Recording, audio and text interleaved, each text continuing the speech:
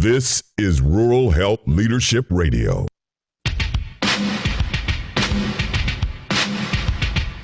Hi, everybody. I am your host, Dr. Bill Oxier, and I welcome you to this special edition of Rural Health Leadership Radio. I'm very excited to introduce our special guest today. Today's guest is Mike Milligan, and Mike is the president of Legato Healthcare Marketing. Welcome to Rural Health Leadership Radio, Mike. Great to be here, Bill. Thanks for having me. So tell us your story. Who is Mike Milligan? Oh, you're going to get all deep on me right at the bat. Do you need to call my wife? Absolutely. You need to call my wife? Okay. Yeah, let's get in the weeds. All right. Sounds good. Well, who is Mike Milligan?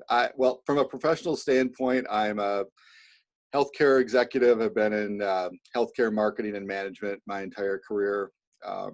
Started out actually working in a public affairs office for a hospital system in La Crosse, Wisconsin, at St. Francis Medical Center at the time, which is part of the Mayo system at this point. Sure. And really just, gained an affinity of kind of that combination of of art and the science of marketing. I've had, colleagues, and people I went to school with that have been in marketing or are in marketing, and they've chosen different paths. One of my buddies markets potato chips, and one does cars, and what have you. And I kind of look at them and say, "You guys got it pretty easy." Healthcare is pretty complex, and that's, I think, one of the things I actually like about it is because it is changing all the time. You have to really kind of stay on top of things. So anyway, I'm sure we'll get into that, but that's the professional side. I've been in, healthcare marketing and management my entire career, and started Legato Healthcare Marketing about 12 years or so ago. And primarily we work with rural healthcare organizations in terms of helping them grow their brand and their volume. From a personal standpoint, my wife and I are fairly recent empty nesters, so that's been kind of nice. But we have two daughters, and we also have two golden retrievers that are our children as well. And when I'm not writing marketing plans or what have you, you can usually find me in the summertime or spring, fall, on the water quite a bit, doing a lot of fishing and things like that. And then we're located in Wisconsin, and we have that white stuff called snow. Yes. I spend a lot of time, as much as I can, either snowmobiling or snowshoeing, those types of things as well. So, okay. So does that mean you're a Packers fan? Yes. We'll see if they're even playing this year, but yes, absolutely.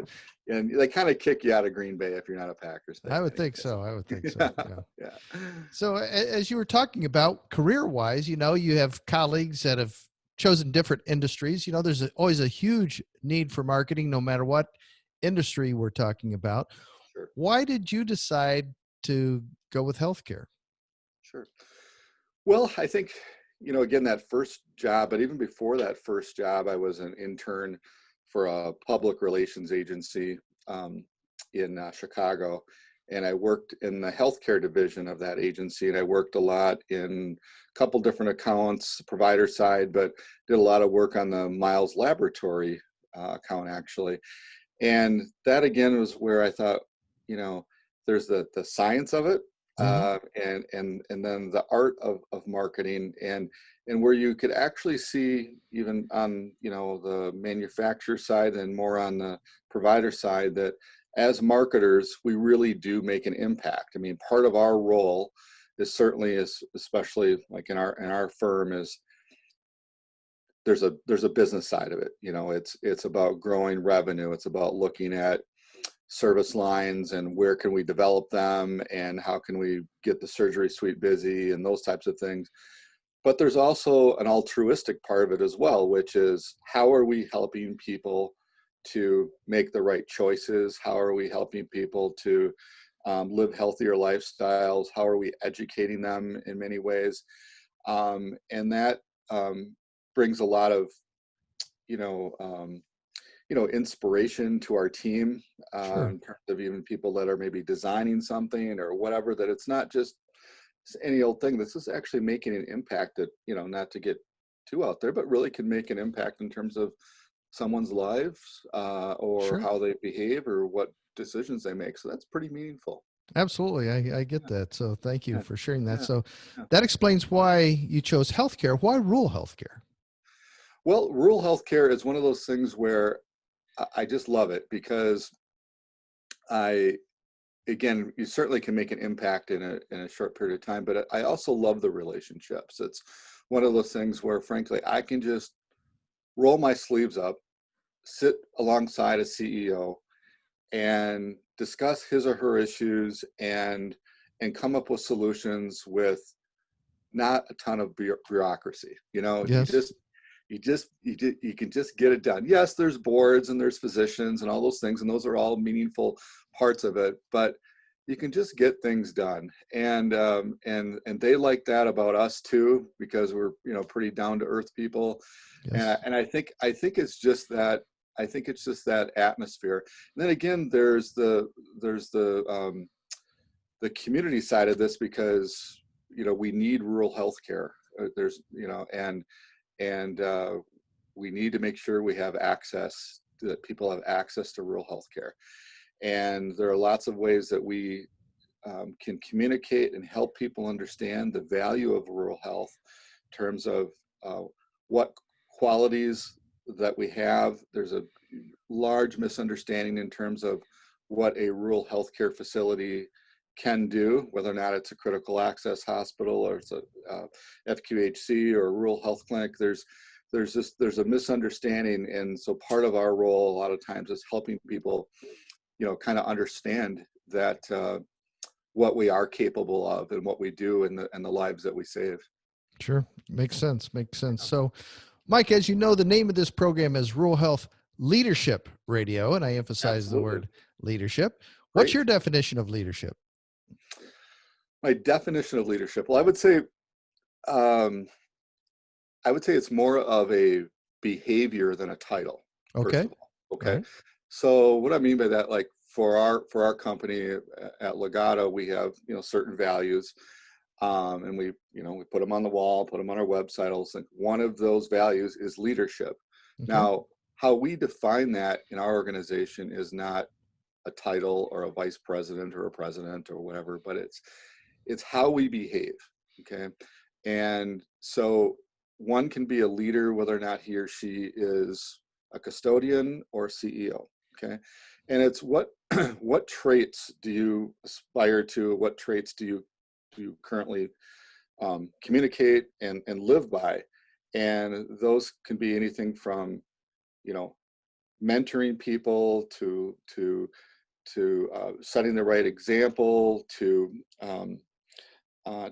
actually stating your opinion as well, even if it isn't popular. So, for instance, when we look at in our organization, how we define that leadership is that our clients, use our services for our opinion and our experience. So we're not just going to say yes, CEO, if we don't agree. Okay. We're going to be diplomatic, of course, and all those good things, but we're going to offer solutions because they're looking. And generally what happens with that is that you actually end up building even more respect, because people look and say, okay, when someone speaks to Mike Milligan, they know that, they're going to get his opinion. Now, certainly diplomatic, if CEO says, that's great, Mike, thanks for your opinion, but we're going this way.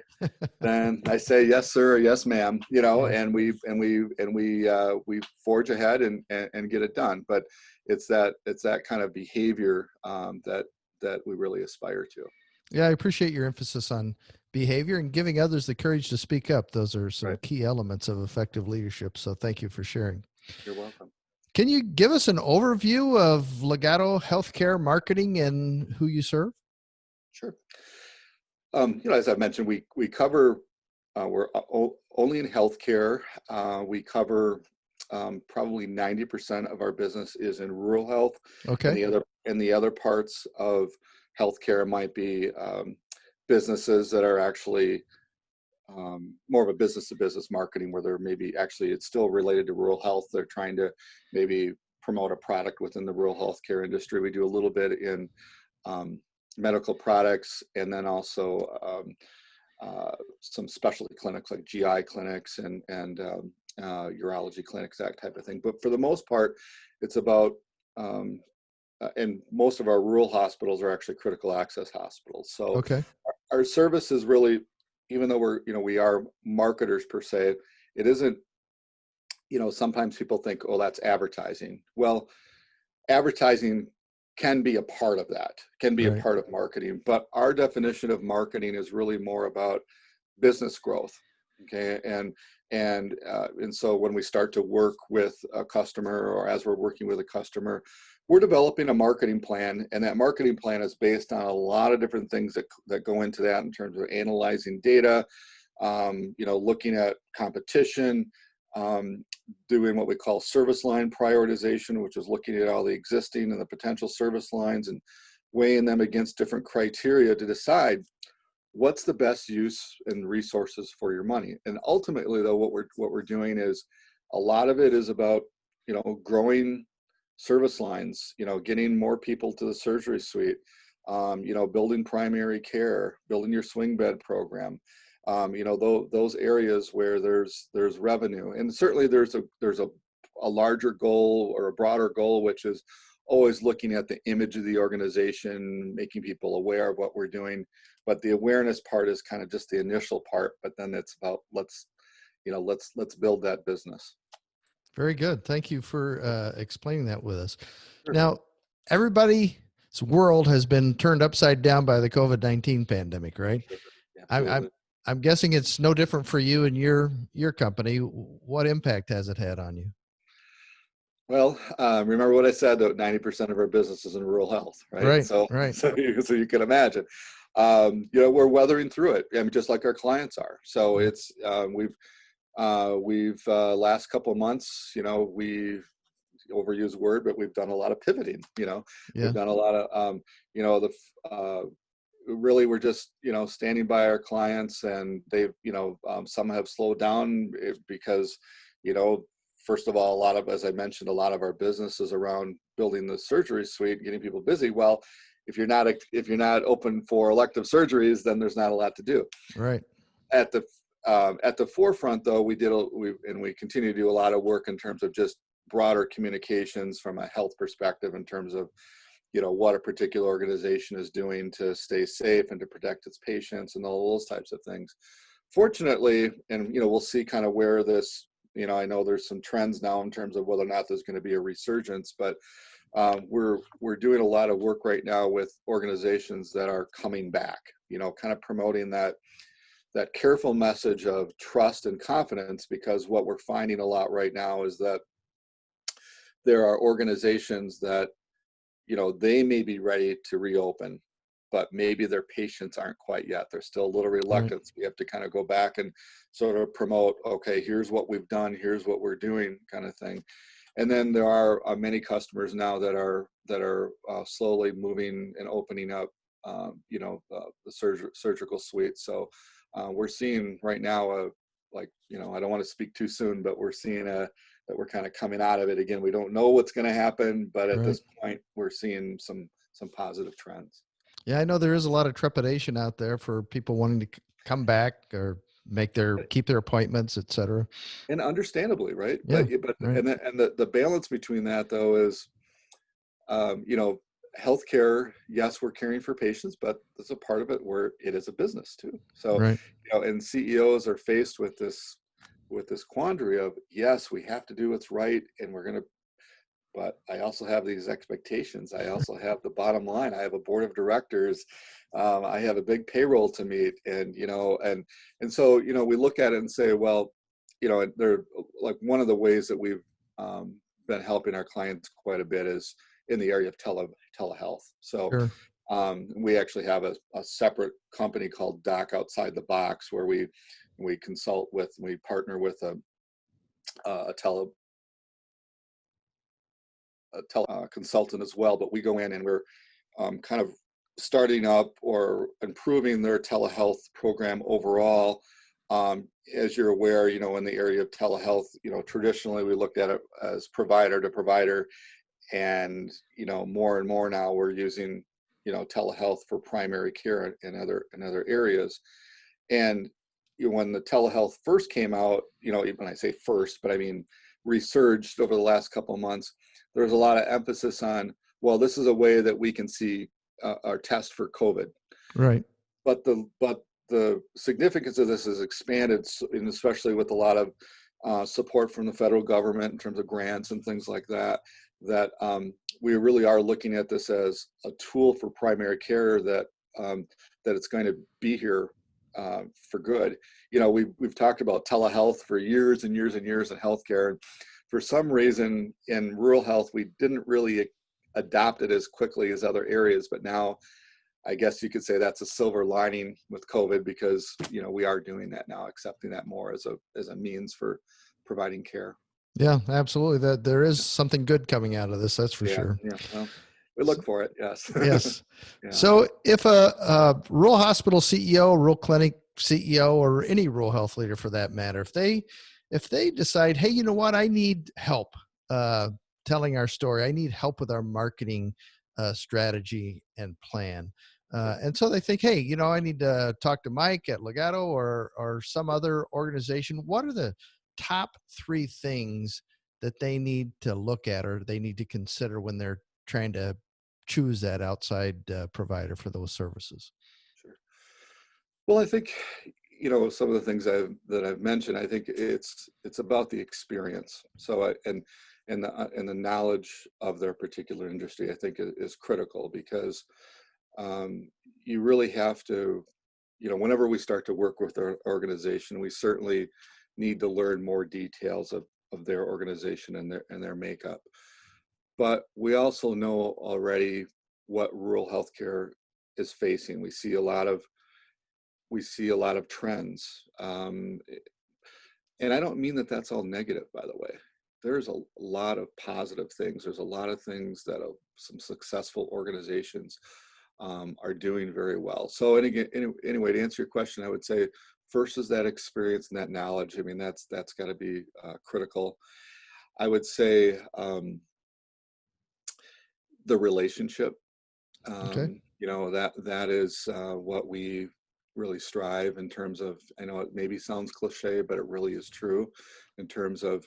I kind of mentioned earlier, about what I like about rural healthcare is, you can roll up your sleeves next to a CEO and work with him or her and just be genuine and get things done.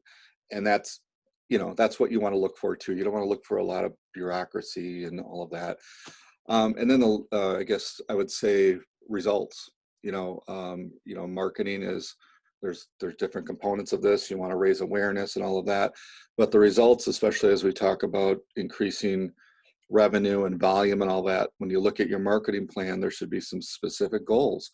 We want to increase our primary care visits from here to here, or we want to increase the number of general surgery visits from here to here among this demographic, or we want to increase our market share. Whatever those metrics are is what you want to be looking for if someone is to help you. How have they done that for other organizations, and how could they do that for you?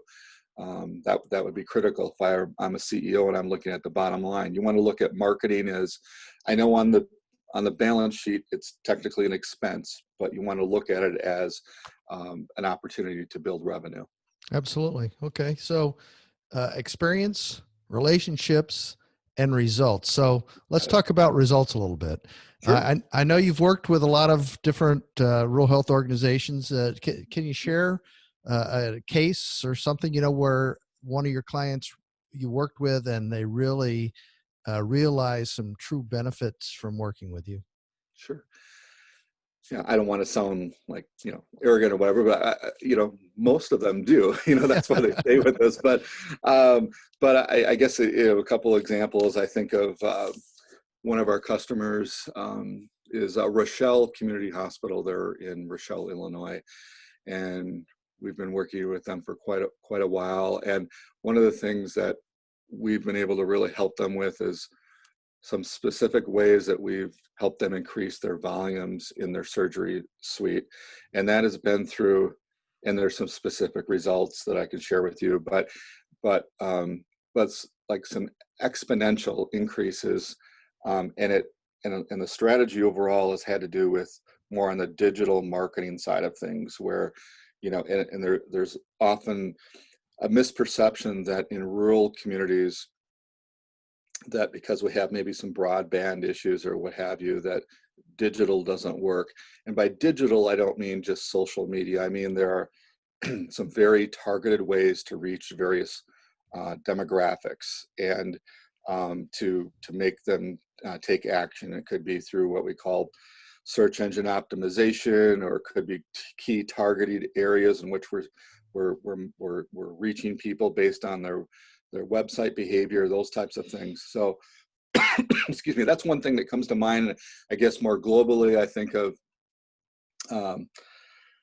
I had a client of ours, Black River Memorial Hospital in Wisconsin, that the CEO is retired since, but he called me one time at home, and I thought, oh gosh, why is the CFO calling me at home? This can't be good, And and generally speaking, there's always this, not a tension, but always, between CFOs and marketers, right? Like, okay, the CFOs look at, oh, that's just an expense and what have you. So this experience was even more meaningful. The gentleman called me up and he said, we just finished our quarterly, reporting, and I just wanted to thank you and your team personally for the contributions that you made to our success. And to me, that was incredible. That was like the biggest motivator ever, to know, and I think any strong result is really a combination between, marketing certainly can't take all the credit by any means,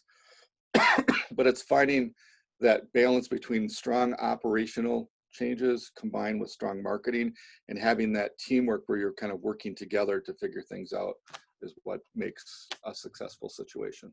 Yeah, that's great. Thanks for sharing those success stories with us.